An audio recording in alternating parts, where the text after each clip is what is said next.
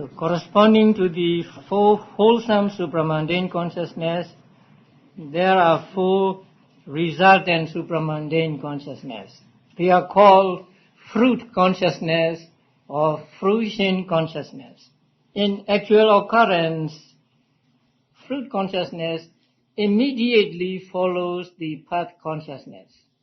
So there is no time interval between the path consciousness and its corresponding fruit consciousness. Immediately after the cessation of first path consciousness, the first fruit consciousness arises. And immediately after the second path consciousness has ceased, then the second fruit consciousness arises, and so on. And the names are the same as the path consciousness. So, stream entrant, once returner, non-returner, and arahant. The function of the wholesome supramundane consciousness is to eradicate the mental defilements. The function of the resultant supramundane consciousness is to further tranquilize the mental defilements. Wholesome supramundane consciousness is like putting out the fire, and the resultant supramundane consciousness is like pouring water onto the already extinguished fire so that it cannot burn again. So there are only wholesome supramundane consciousness and resultant supramundane consciousness. Now on the first day, I gave you an example of akaliko, the attribute of the Dhamma, that if you do not understand Abhidhamma, you do not understand the significance of the word akalika. So akalika means no time in giving results. That means it does not wait for 5 days, 7 days or whatever, but it gives results immediately. Immediately means immediately after it ceases. So here is the example of that. First path consciousness is the wholesome or result-producing consciousness, and the first fruit consciousness is the result consciousness. So the result follow the result producing immediately without any intervention of time between them. That is why when we say Dhamma is akalika, Dhamma has no delay in giving results, we mean the full path consciousness or the full path. Now, there are 10 Dhammas, 10 units of Dhammas, 4 paths, 4 fruits, Nibbana, and the scriptures. So when we say Dhamma, for example, we say Dhammang Saranang Gacchami, then we take refuge in these 10 kinds of Dhamma. 4 paths, 4 fruits, Nibbana, and scriptures. But when we say Dhamma is akaliko, we mean only the path, not fruits, not Nibbana, and not scriptures. So when you recite the formula Swakhato, Bhagavata, Dhammo, and so on, and when you say Swakhato, it means all 10 kinds of Dhamma included. Swakhato, Bhagavata, Dhammo, Sandithiko, that means 9 supramundane Dhammas without the scriptures. That means 4 paths, 4 fruits, and Nibbana. But when we say Dhammo is akaliko, you mean only the paths and not the fruits and not Nibbana. And here in the supramundane type of consciousness, there are no functional consciousnesses, only wholesome and resultant. But in the sense sphere consciousness, in the form sphere consciousness and formless sphere consciousness, we have three categories: wholesome, resultant, and functional. But here there is no functional supramundane consciousness. The reason is given below the resultant consciousness. So there is no functional consciousness in supramundane consciousness, because path consciousness occurs only once. Now, path consciousness occurs only once for a given person. It arises in his mental continuum only once. It never repeats itself. It will never arise in his mind again. So because path consciousness occurs only once, there is no functional consciousness in supramundane consciousness. In the sense sphere, form sphere and formless sphere consciousness, you may have noticed that the functional consciousness is actually just a repetition of the wholesome consciousness. The same wholesome consciousness, when it arises again in the mind of an arahant, it is called functional consciousness.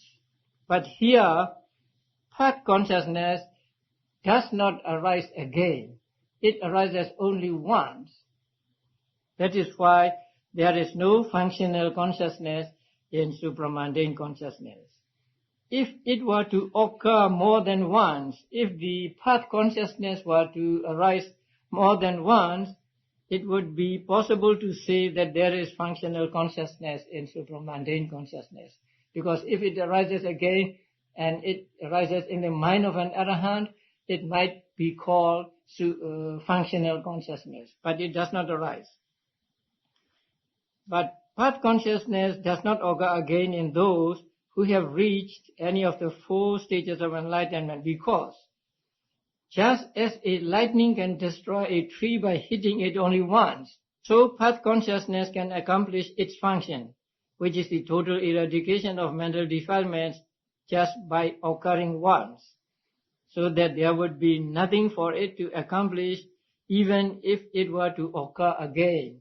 Now, path consciousness has the power to eradicate the mental defilements just by arising once. Even if it arises again, it will have no function to do. So that is why it does not arise again. So it is compared to a lightning destroying a tree. So when a tree is struck by lightning, it will never live again. It is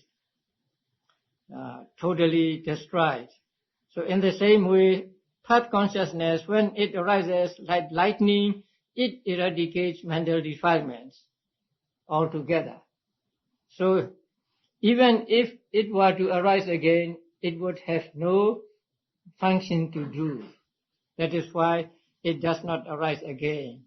Then, for living happily in this life, by letting it occur again and again, there is a fruit attainment in the form of successive movements of fruit consciousness to undertake that job. Now, after you gain jhana, you can enjoy the jhana by entering into it. When you are in jhana for a long time, you are relatively free from suffering. So here also, why cannot a person who has gained enlightenment get into that path consciousness again, so as to experience or enjoy the peacefulness of path consciousness? It is because there is the fruit consciousness to take that undertaking, to do that job. So that means after becoming enlightened persons, when they want to enjoy the peacefulness of enlightenment, then they will enter into what is called phala samapatti, fruit consciousness again and again. So instead of path consciousness arise again, fruit consciousness arise again. And that fruit consciousness can arise for many times. At the first arising, fruit consciousness will arise for 2 times or 3 times only. But when a person who has gained enlightenment enters into that phala samapatti or attainment of fruit consciousness again, then the fruit consciousness can arise for billions of times, as long as he wishes. Maybe 1 hour, 2 hours, or 1 day, 2 days, and so on. So, for enjoying the peacefulness of enlightenment, there is fruit consciousness. That is why path consciousness does not arise in a person. Since path consciousness arises only once, there is no functional consciousness in the supramundane consciousness. So there are only 8 types of supramundane consciousness, 4 path consciousnesses and 4 fruition consciousnesses.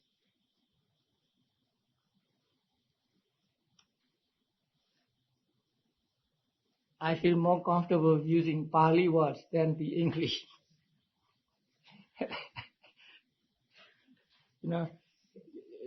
Saying consciousnesses. So consciousness is an uncountable word and it has no plural. So if you write consciousnesses and you spell check it, then it will say you are wrong. But when I say consciousnesses, I mean consciousness as one unit. So I think we can use consciousnesses also. The same with knowledge. Sometimes we use knowledges. Okay, so the supramundane consciousness consists of only 2 categories, wholesome and resultant. Now, what feeling do they arise with?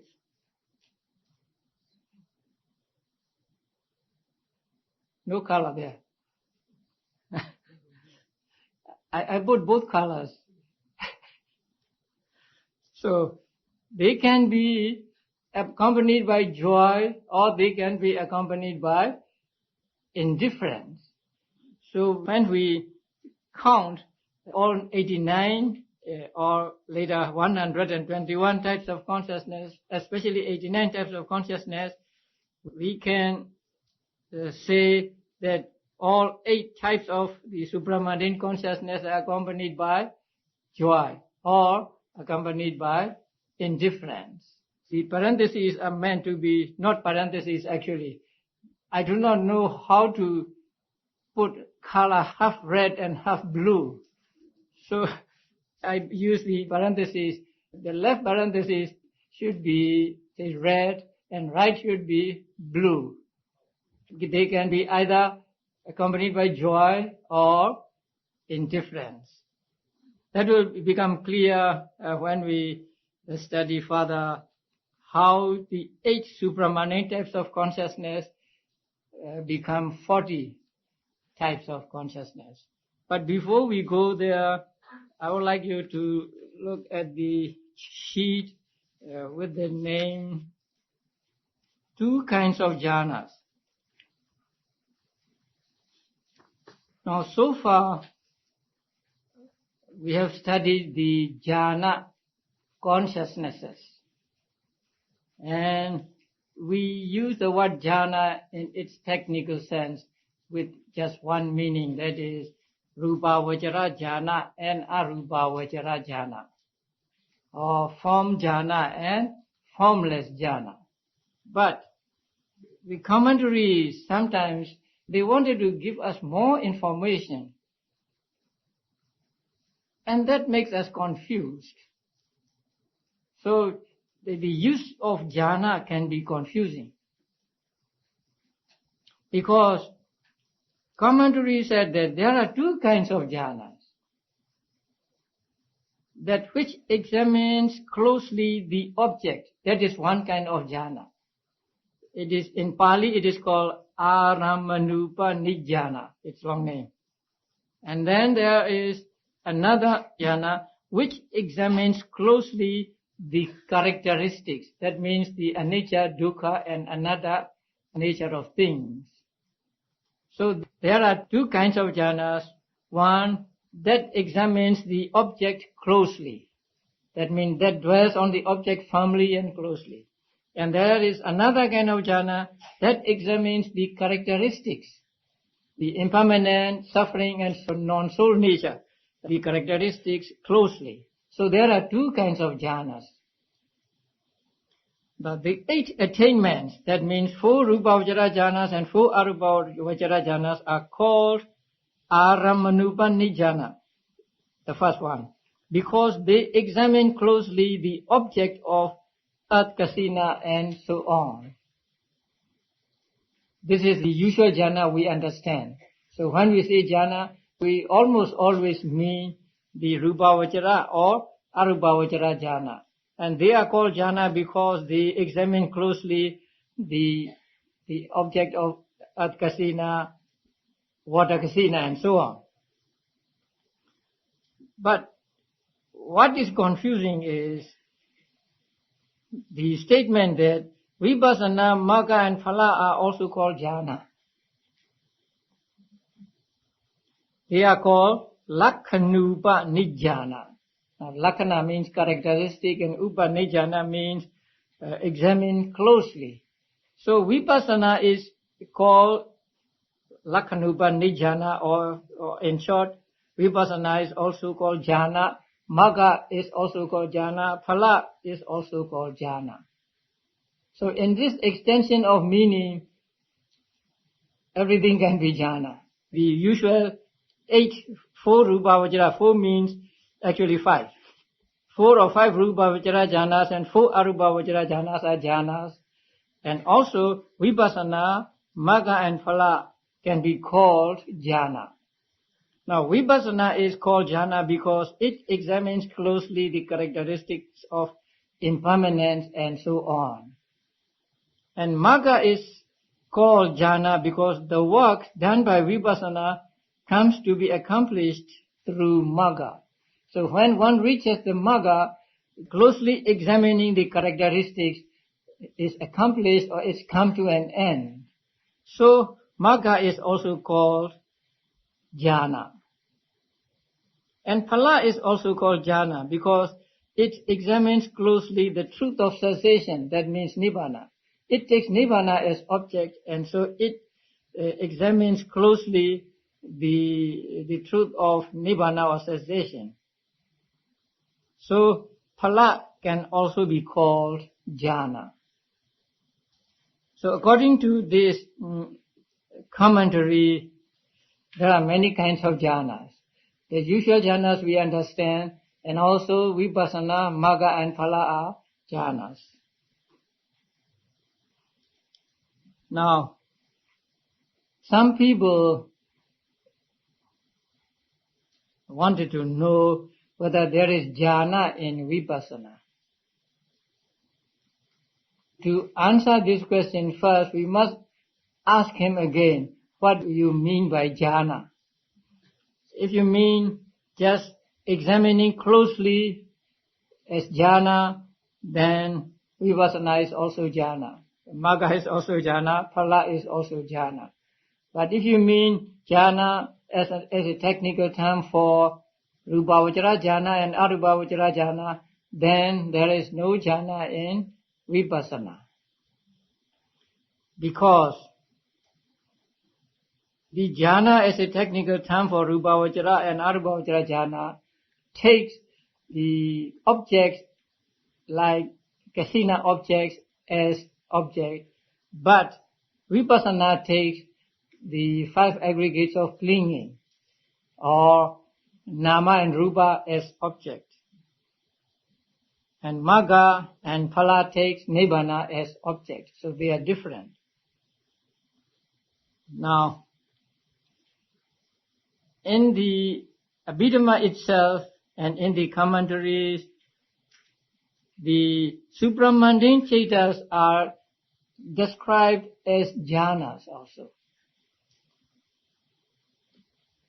That means they are not real jhanas as the Rūpāvacara and Arūpāvacara consciousness are, but they resemble the Rūpāvacara jhana and Arūpāvacara jhana in having the same number of jhana factors.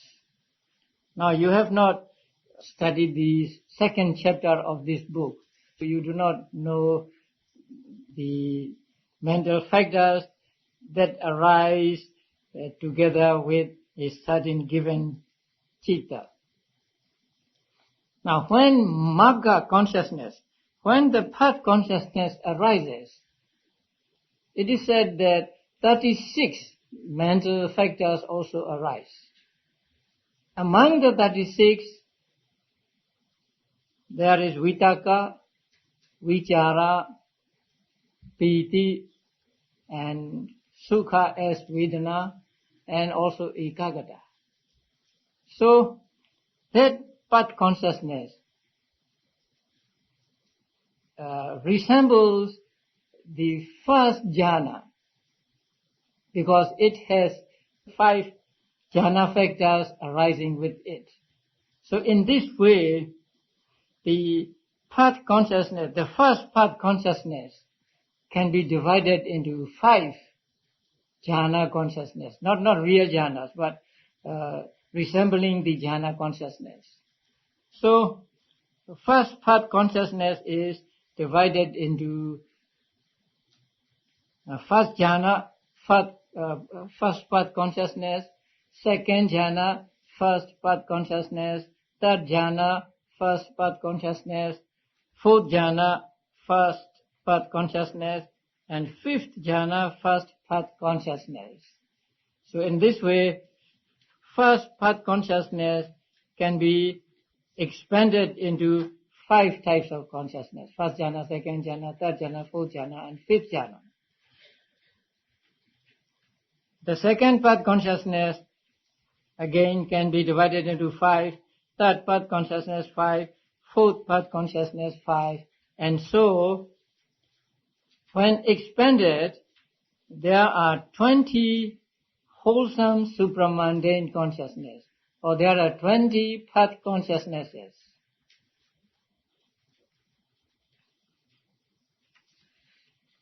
And the resultant consciousness are the same. So there is first jhana, first fruit consciousness, second jhana, first fruit consciousness, and so on. Fourth jhana, fifth jhana, first fruit consciousness, and so on. So there are 20 fruit consciousnesses. And when we call them jhanas, we do not mean that they are real jhanas like Rūpāvacara and Arūpāvacara jhanas. But they are like the Rūpāvacara and Arūpāvacara jhana consciousness because they have the same number of jhana factors as those jhanas have.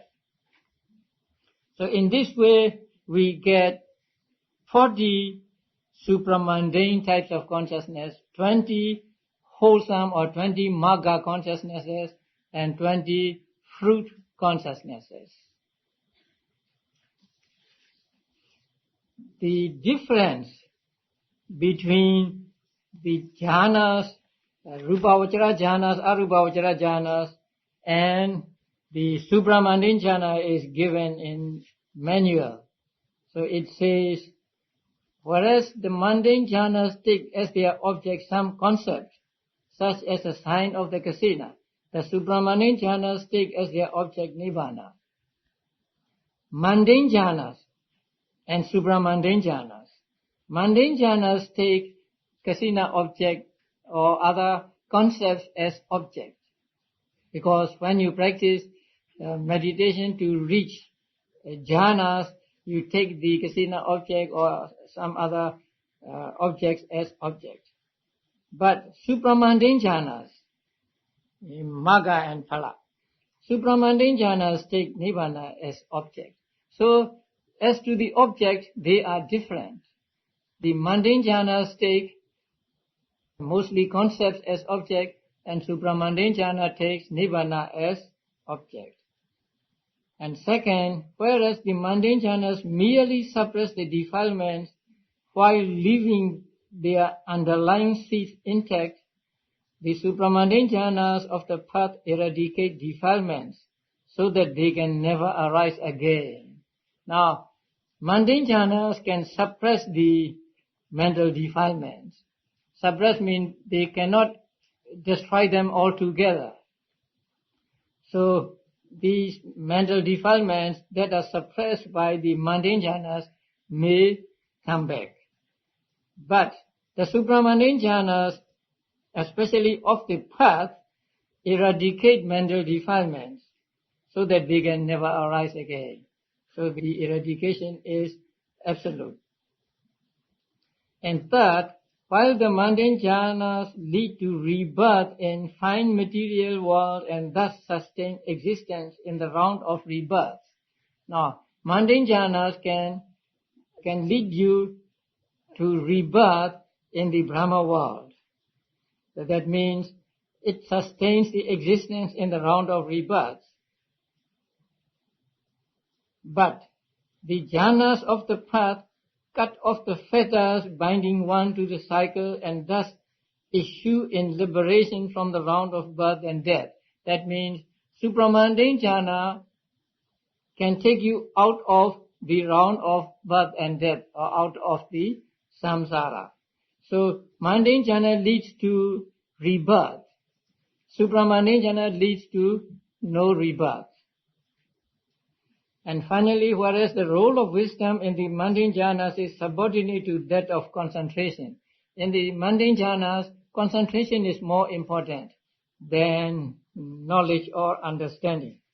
Because only when you have strong concentration can you get jhana. But in the supramundane jhanas, wisdom and concentration are well balanced. So at the moment of enlightenment, at the moment of the realization of truth, both wisdom and concentration must be balanced. So any one of them must not in excess of another. So in the supramundane jhanas, wisdom and concentration are balanced. Concentration fixing the mind on the unconditioned element or on nibbana, and wisdom fathoming the deep significance of the Four Noble Truths. Now concentration keeps the mind on nibbana firmly, and wisdom or understanding goes deep into the significance of the Four Noble Truths. So this is the difference between mundane jhanas and supramundane jhanas. It's given in the comprehensive manual of Abhidhamma on page 73. So now we have 40 supramundane types of consciousness. Now we have 81 mundane consciousness. 81 plus 8 supramundane consciousness, we have 89 types of consciousness. But if we expand the 8 supramundane consciousness into 40, we get 121 types of consciousness.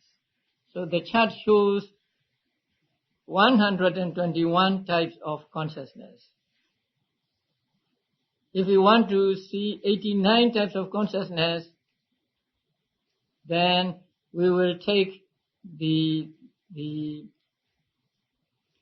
5 path consciousness as 1 path consciousness, and 5 fruit consciousness as 1 fruit consciousness.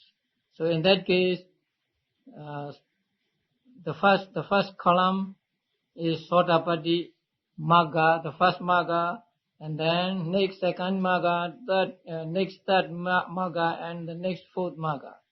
And then the second group. So the first column is Sotapatti Phala, fruit consciousness, and second Sakadagami, third Anagami, and fourth Arahata Phala consciousness. So when we take the 5 as 1, now we get 89 types of consciousness. And when we take them as 40, we get 121 types of consciousness. So these 121 types of consciousness are taught in the first book of Abhidhamma, called Dhammasangani. Now it is important to remember all these types of consciousness, 89 and 121, because when you come to the second chapter and so on, they will be referred to again and again. So if you do not remember, you will lose interest in the book. So please try to remember the 89 types of consciousness with the help of the chart or the card given to you. So let us do some exercise. Now the first column is what? Akusala Citta. So unwholesome consciousness. And how many of them there are? 12. And the first are rooted in attachment. And then the 2 green ones are rooted in ill will, and the last 2 in delusion.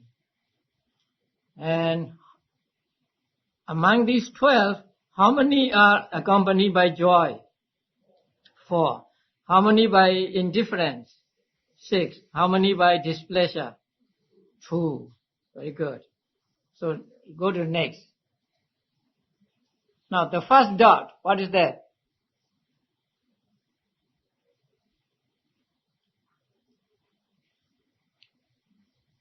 I consciousness, right? So I consciousness, and then you go down. Second dot, ear consciousness. Third dot, nose consciousness.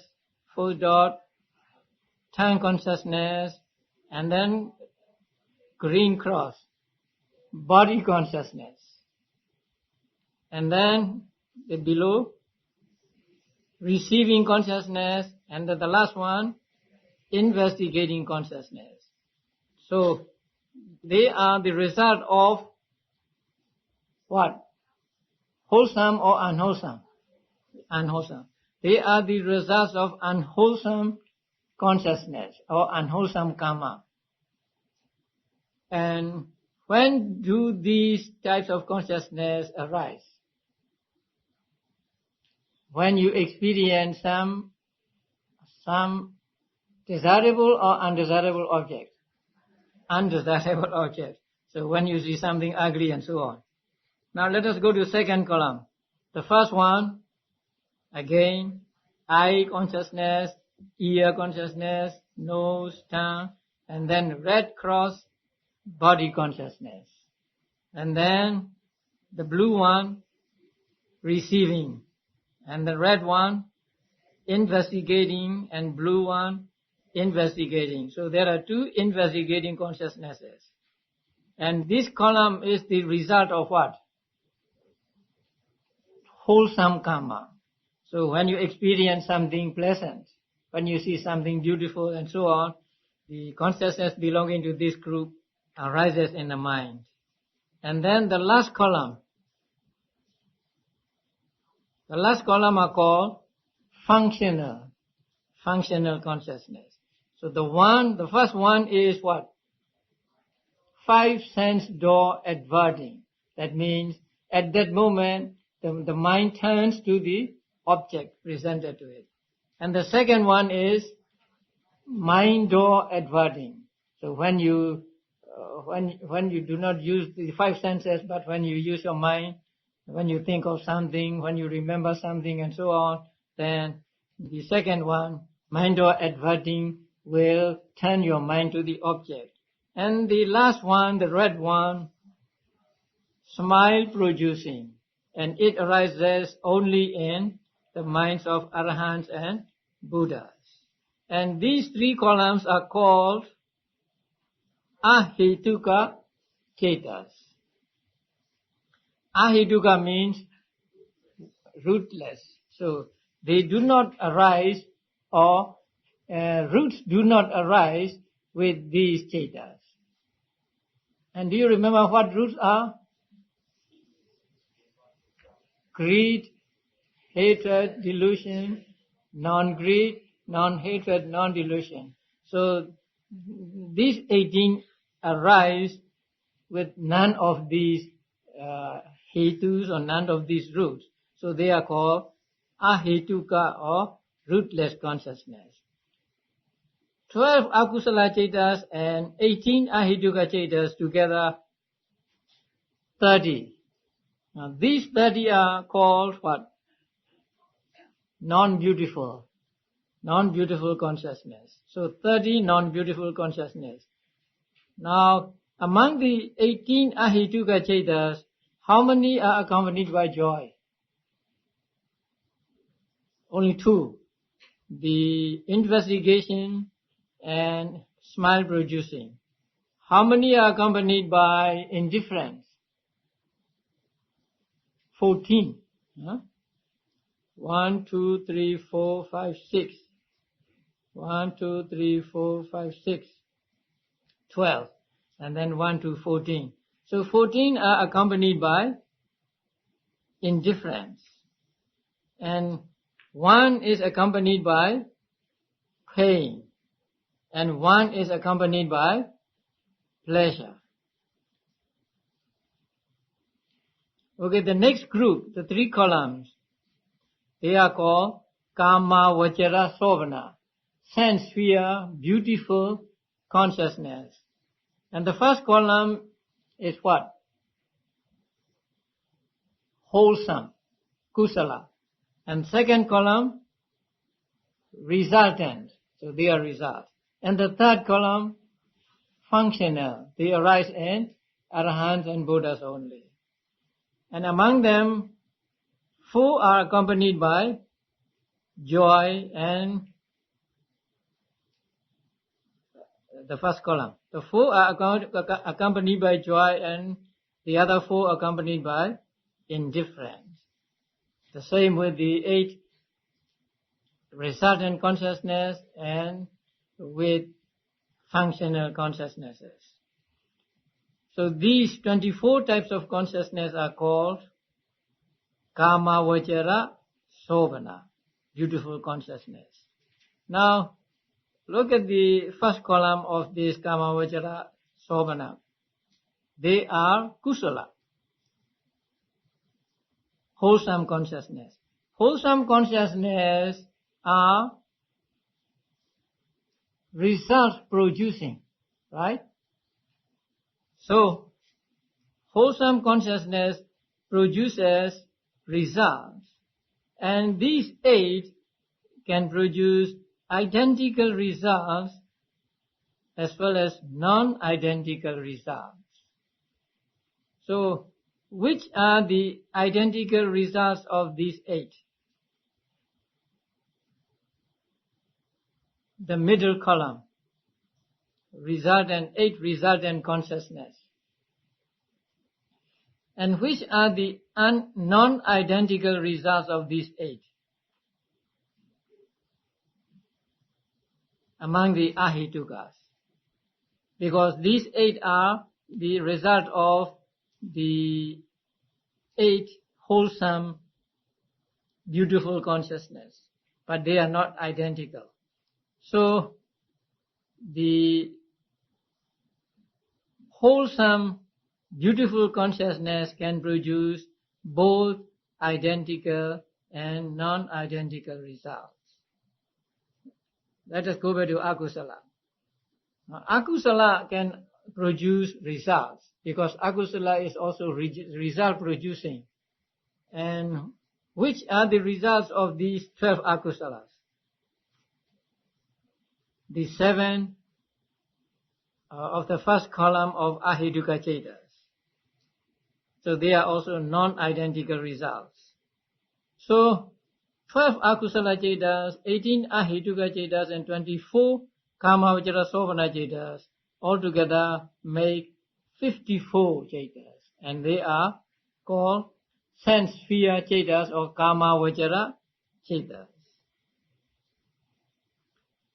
How many are accompanied by joy? 1, 2, 3, 4, 6 plus 12, 18. So 18 are accompanied by joy. And how many are accompanied by indifference? 1, 2, 3, 4, 5, 6. 6 again, 6 again, and the 2, 20. 20 plus 12, 32. So 32 are accompanied by indifference. And 1 is accompanied by pain, and again 1 is accompanied by pleasure. And then we go to Arūpāvacara, form sphere consciousness. The first column, there are 5 jhanas, first, second, third, fourth, and fifth. So first to fourth jhanas are accompanied by joy, and the fifth is accompanied by indifference. The same with the resultant and the same with the functional consciousness. So among the Arūpāvacara cetas, 15 Arūpāvacara cetas, how many are accompanied by joy? 12. And how many are accompanied by indifference? 3. Then we go to Arūpāvacara. There is no variety. So all are accompanied by indifference. Now, we need to put one name under Arūpāvacara and Arūpāvacara, and that is Mahāgata. Now, if you have the chart, you may write that down. Like Kamavachara Cetas 54, you may draw a line under Arūpāvacara Cetas and Arūpāvacara Cetas, one line. And then under the line, you write M A H A G G A T A, Mahāgata. And then in the parenthesis, 27. So 15 Arūpāvacara cetas and 12 Arūpāvacara cetas are collectively called Mahāgata cetas. Now please remember these names, because when we want to refer to these 27 as a whole, then we will say 27 Mahāgata cetas.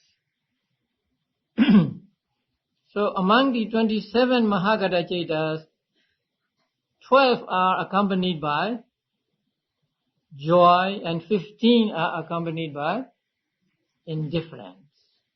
Now, Kamavachara cetas 54 plus Mahāgata 27 make 81 cetas, and these 81 cetas are called Lokiya cetas, mundane cetas. That means belonging to the world of 5 aggregates of clinging. And the next group is called Lokuttara cetas, supramundane consciousness.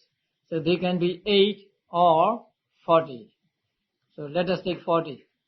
Now, the first group, 20, are what cetas? Pat. Pat cetas. And the second group are fruit cetas. in Pali, the first are called Magga and the second group is called Phala. And the first column of the first group is the stream, Citta of the stream entrant.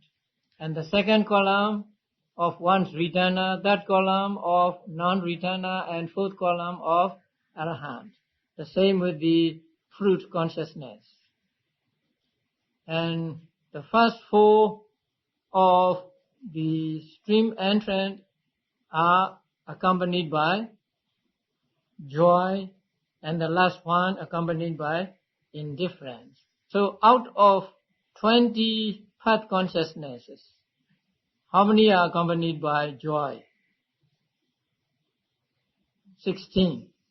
So 16 are accompanied by joy and 4 are accompanied by indifference. The same with the fruit consciousness. So when we add up 81 mundane consciousness and 40 supramundane consciousness, we get 121 types of consciousness. But if we take supramundane consciousness to be 8, then we have 89 types of consciousness. So, out of these 89 types of consciousness, how many can arise in our minds? Not many. The first column can arise in our minds. The second column, yes. Third column, yes. Fourth column, without the last one. And then Kamajra Sobhana, the first column, yes, there is possibility. Second column, yes, but no third column. And then Arūpāvacara Citta, the first column, only if we get jhanas. If we do not get jhanas, they are out of reach for us. And the same with the other types of consciousness. So, these are the 89 or 121 types of consciousness, and these are the basis for the further study of Abhidhamma. And these types of consciousness are given in the first book of Abhidhamma, along with the mental factors that arise with each of these chaitas. So in the second chapter, we will study the mental factors one by one, and then we will study the combination of chaitas and chaitasikas. Okay. Now it's time for questions.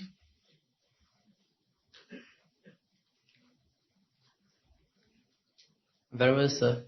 The difference between the Arahant and the Buddha is said that the Arahant have this habit. If they don't get rid of these habits, they will never become Buddhas, or they will eventually become Buddhas also. According to Theravada teachings, Arahants will never become Buddhas, because there are different paths, different ways. So, and Arahant has reached the highest point of his way. And so, according to Theravada teachings, Arahant will not become a Buddha. Thank you. Any more questions?